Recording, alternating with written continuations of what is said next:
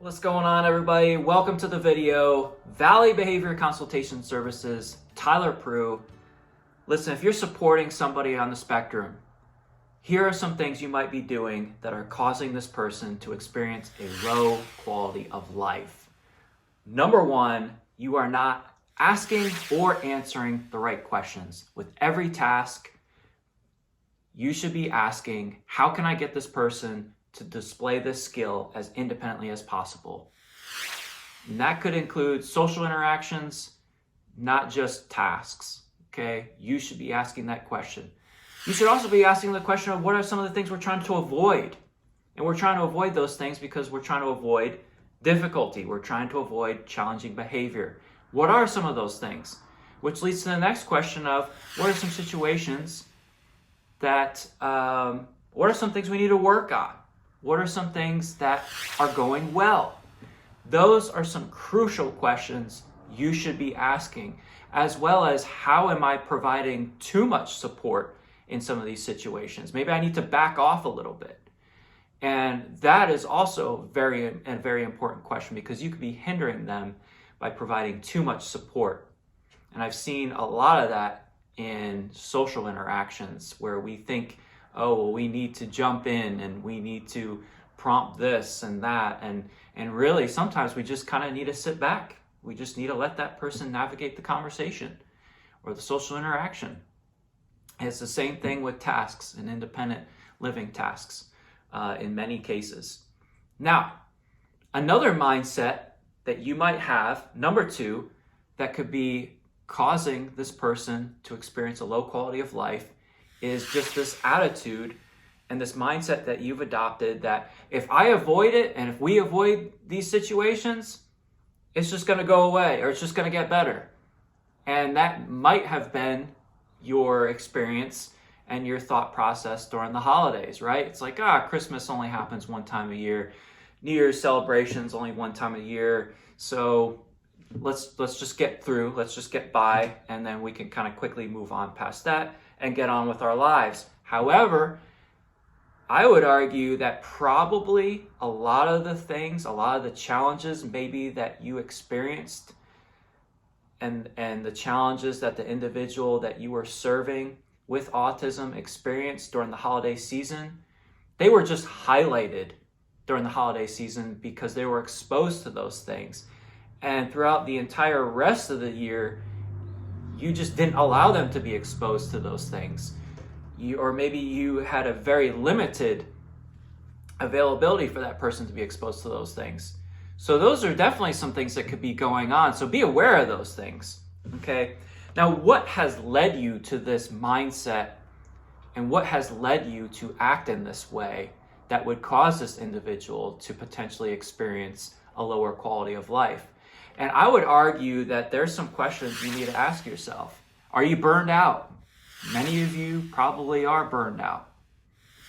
Do you not have the professional in your life that can help you navigate through some of these challenging situations that the individual you're serving or that family member that you have with autism needs to be exposed to, and in such a way that is very systematic?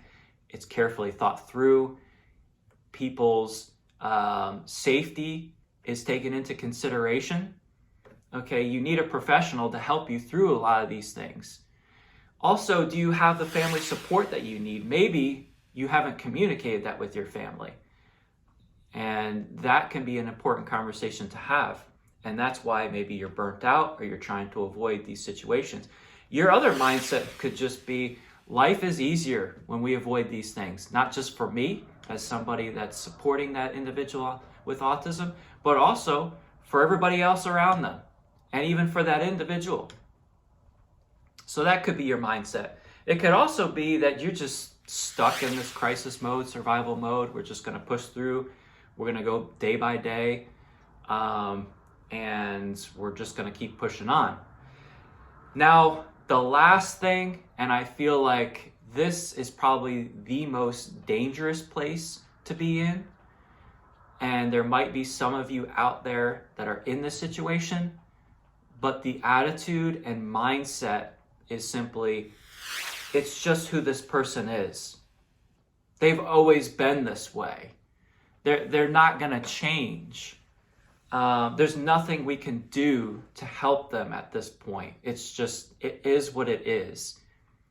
That, in my thinking, is the most dangerous place to be. That is a place where for sure you are going to keep that person's quality of life at a very low level, or maybe just very stagnant, where they're not going to be able to experience different opportunities.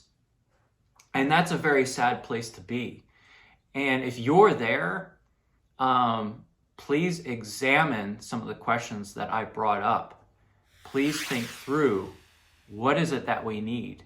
And if you answered that you are, yes, this is me, to that last question, you absolutely are going to, if you have a professional already that you're working with and they're not helping that individual become more independent, and they are not helping you think through those things, they're not helping that individual or helping you with that individual be more exposed to different situations that have been challenging in the past, and kind of working on that, working on appropriate skills to be taught during those times for that individual, it might be that you need to find a different professional to work with. That very well could be the case. Or it could be that maybe they're not aware of some of those challenges and you haven't communicated with them about some of the things that you've seen that you really would like to see this individual work on with your family member on the spectrum, or the person you're trying to support on the spectrum. Or it could very well mean that that person, that professional, maybe has not in detail communicated with you about what their plan is to expose that person to some of these more challenging situations. And that very well could be the case. And maybe they have a plan already worked out where they're going to slowly expose them to those things. Or maybe there's some other things that have taken priority over that situation that you're thinking of. Have that conversation with your professional. Have that conversation with your family, and ask yourself some of the questions that I've brought up, because it's very important that your mindset and your actions are helping lead this person that you're supporting with autism to a better quality of life. Hope the video was helpful. Thank you all for joining me. If you have comments, questions, ask in the comments below. I'd be glad to talk with you. If you have a very specific situation you want to talk about, the individual that you are supporting or a family member on the spectrum, please directly reach out to me privately, and I would be happy to have that conversation with you. Like, subscribe, share, comment below. See you all in the next video.